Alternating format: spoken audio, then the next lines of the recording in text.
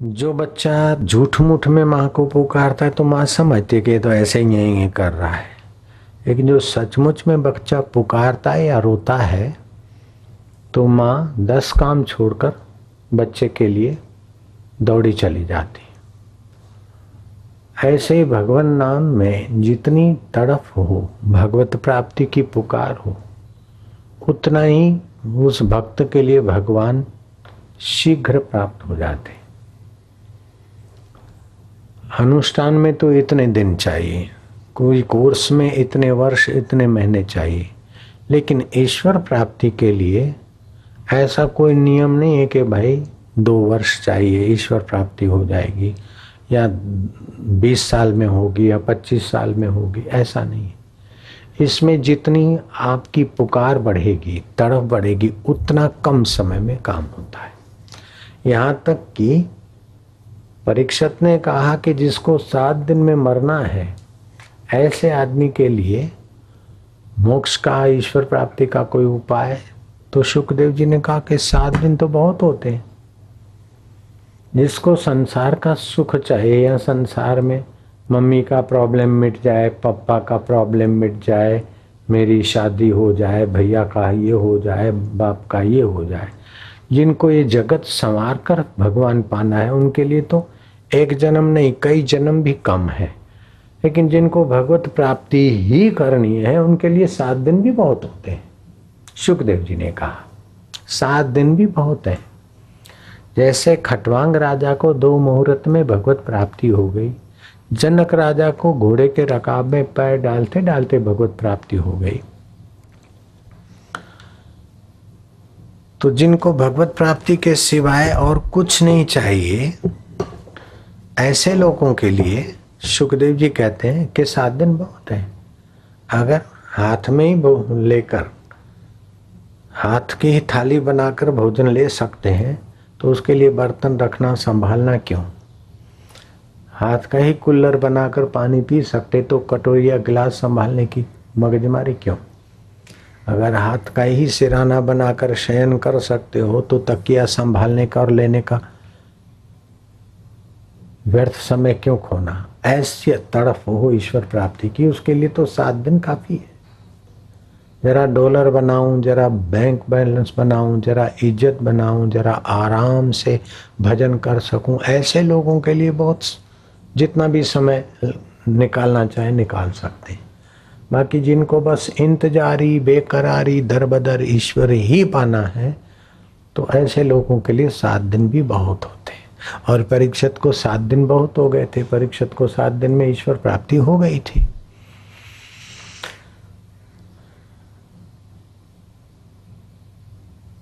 तो गोरखपुर में एक सतपुरुष ने सत्संग किया कि आपके लिए गॉड, भगवान, ईश्वर को पाने की तड़फ है, तो 7 दिन बहुत हो गया। 7 दिन तो क्या, 3 दिन भी बहुत है।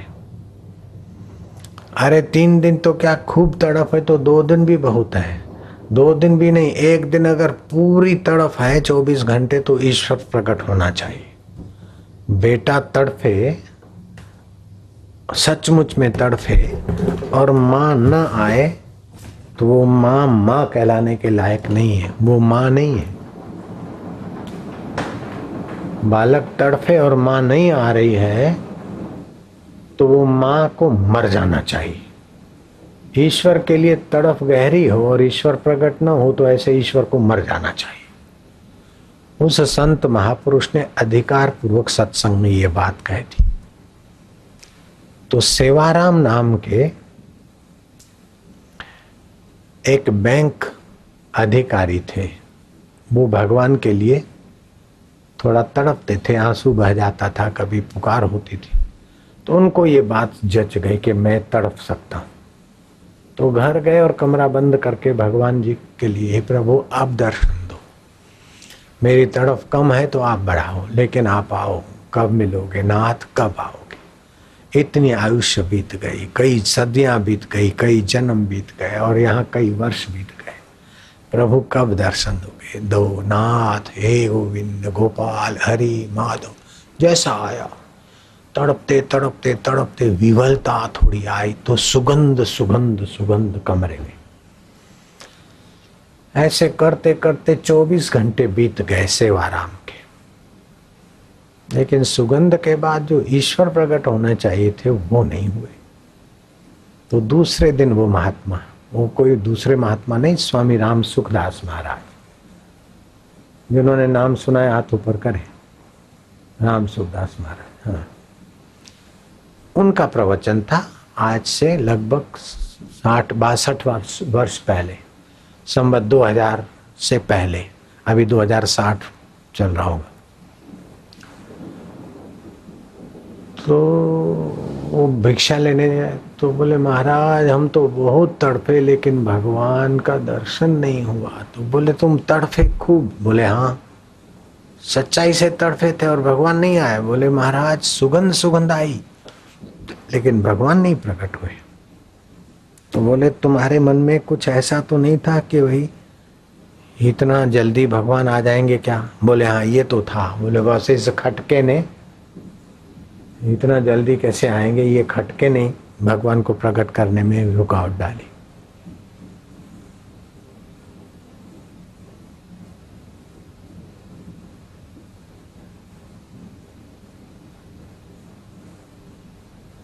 जिसका संचालक भगवान नारायण है, नर नारी का एवं आत्मा ईश्वर, और जो उस नारायण को ही चाहता है तो सद प्रेरणा नारायण देता है। जितनी ईमानदारी से ईश्वर प्राप्ति की इच्छा होती उतनी सद प्रेरणा मिलती है। कभी कभी जंगल में चले गए भजन करने के बहाने और फिर लौट के आए। बोले क्या हुआ? बोले भगवान ने प्रेरणा दी, जाओ बेटा शादी कर लो। गुरु ने कहा ये भगवान की प्रेरणा नहीं है, तेरे मन में छिपे हुए सेक्स की, काम विकार की प्रेरणा है, जाओ बेटा भजन कर। भगवान की प्रेरणा शुद्ध होती है। भोग भोगने की प्रेरणा है, संसार में खपने की प्रेरणा है, तो तुम्हारे मन ने वो आकृति का, भगवान के भाव का चोरी कर लिया है। मैं भगवान बोल रहा हूँ जाओ बेटा शादी कर लो, मैं भगवान बोल रहा हूँ जाओ जेब काट लो सफल हो जाओगे। तो ये जेब कतरे की वासना ने भगवान का जामा पहन लिया है।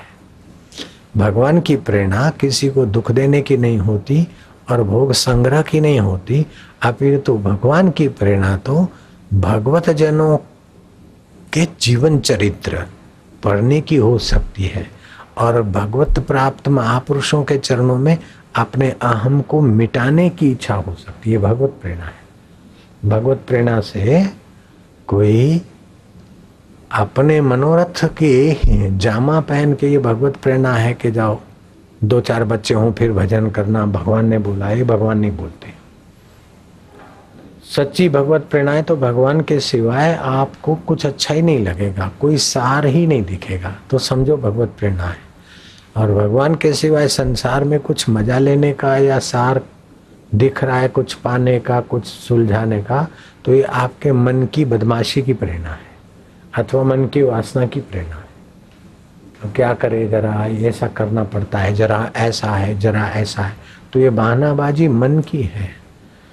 तो भगवान नाम जप करने से भगवत प्रेरणा शुद्ध रूप से मिलती है।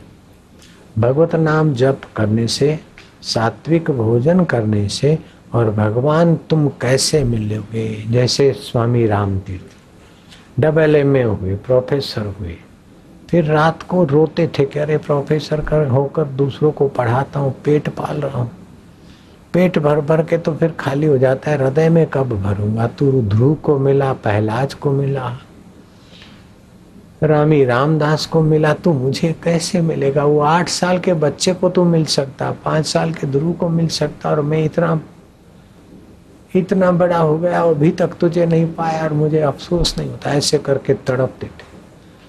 सुबह उनकी पत्नी जानती थी कि मेरे पति का तकिया क्यों गीला है, कि रोते थे, सोते सोते रोते थे भगवान के लिए। और 1 साल के अंदर ईश्वर प्राप्ति हो गई। जब ईश्वर प्राप्ति हुई और वो अमेरिका गए तो प्रेसिडेंट रूजवेल्ट उनके सत्संग सुनकर गदगद हो गया और उन्होंने कहा कि हमने सुना है कि हिंदुस्तान में भारत ने कई ईसा मसीह प्रकट किए, उसमें से एक ईसा मसीह महापुरुष का हम दर्शन कर रहे हैं, बड़ा पीस मिल रहा है। शांति मिल रही है।